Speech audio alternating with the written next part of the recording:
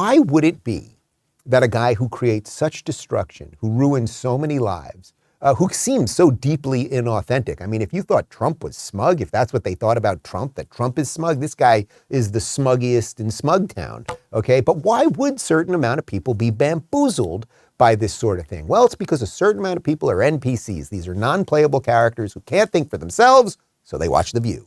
We need somebody who can get the country back in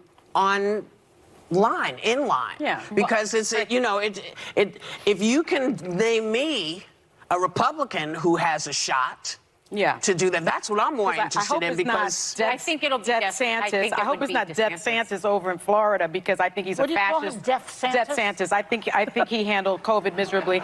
I think he's a fascist and a bigot. But those are his good points. Those are his good points. Exactly. Bing, Don't bing. hold back, Sonny. Bing, bing. But I do think there are plenty of Democrats that have tons of verve and energy. I mean, I like Gavin Newsom because he's really pretty to look at, and I think he does a great job in California. I like Kamala and Pete Buttigieg. I love Pete ticket. Buttigieg. I think that looks great. You think they could win, really? Well, I would vote for them. Of course, I hope this country is ready for something like that. I think the brain power alone would just obliterate Trump or and I would just love to. How many of you just barfed? Connor had a little vomit that he just swallowed down, even though we've shown you that clip before and we played it for ourselves right before the show as we did our run through. That woman is so unbearable. But I don't want to make this about Sunny Hostin. I want to make this about the ideas that she's talking about there. First off, you just call him DeSantis. You just call him the guy who kept the state open. The guy who has the second oldest population in the United States. I don't know if you know this. If you ever saw the Golden Girls, a lot of old people in Florida.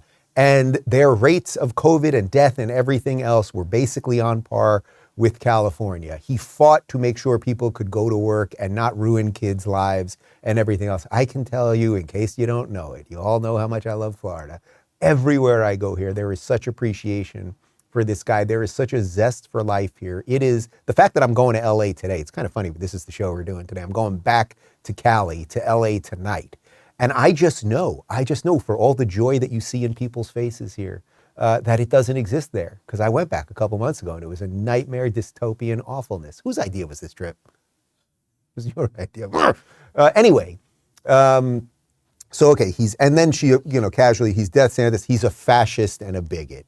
Yes, he's a fascist. He wants to use state and corporate power together to stop people. That's literally what the Democrats were doing with COVID, right? You were literally trying to have the federal government force companies to inject their people with a experimental drug. That is the most fascistic thing that I can think of. That is Philip K. Dick level sci-fi fascism, okay? And he's a bigot.